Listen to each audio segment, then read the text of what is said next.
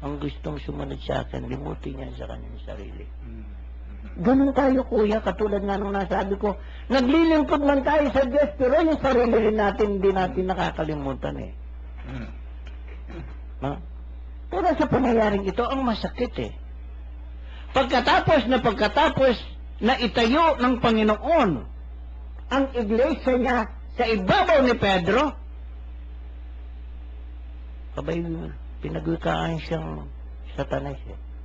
Kaya marami sa mga kapatid natin sa ibang pananampalataya, hindi na mapaniwalaan yun eh. Na itinayo kay Pedro dahil dito sa pangyayaring ito, kuya. Tinawag nga siya Satanas eh. Tapos ilalagay sa kanya yung iglesia niya, hindi mangyayari yun. Kuyain, ang isip ng tao ay hindi isip ng Diyos. Siya ang pinagtayuan niya. Sinabihan niya si Pedro sapagkat si Pedro ay pumasok sa kanya si Satanas. Kaya ganyan din tayo eh. Kahit matapat tayong tagapaglingkod ng Panginoon, papasok at papasok sa ating Satanas, huwag tayong patatalo. Manalig tayo sa Diyos. Kung ano sinabi niya, paniwalaan natin. Baka matangay tayong katulad ni Pedro. Sa pangyayaring ito, kuya, sa isip ng karamihan nating mga kapatid, sana iwaksi nila yon. Sapagkat anumang kasalanan ang gawin ng isang tao, kapag inibig ng Diyos, ang lahat ay mangyayari at magiging matibay. Katulad ng ibinigay na sa kanila. Ang patnubay, ang Espiritu Santo, na gumagabay sa ating lahat ngayon. At nabautismuhan sila ng baptismo par at sumakanila ang Holy Spirit, wala na silang kinatakutan. Nakalimutan na nila ang kanilang sarili. Lalo tigit si Pedro.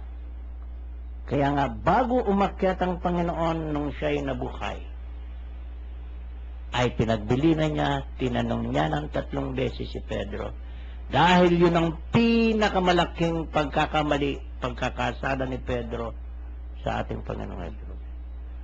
Pedro, mahal mo ba ako? Sabi nga ni Pedro, Lord, batid po niyang mahal ko kayo. Pangalawa, ganun din. Batid po ninyong mahal ko kayo. At pangatlong tanong, naudlot si Pedro.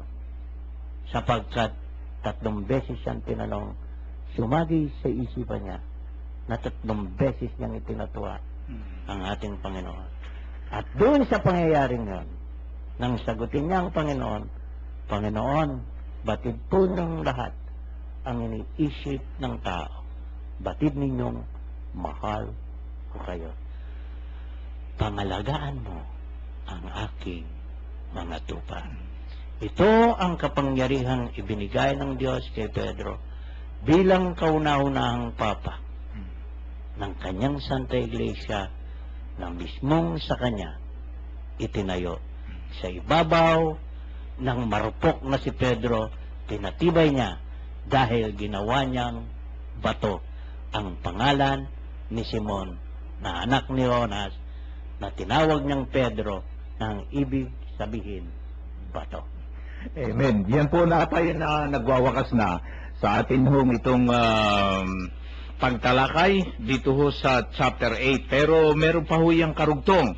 Ang tabayan sa susunod na Sabado ho, itong pahayag ni Pedro tungkol kay Jesus at unang pagpapahayag ni Jesus tungkol sa kanyang kamatayan ay atin hong bibigyan pa rin ng daan sa susunodong Sabado.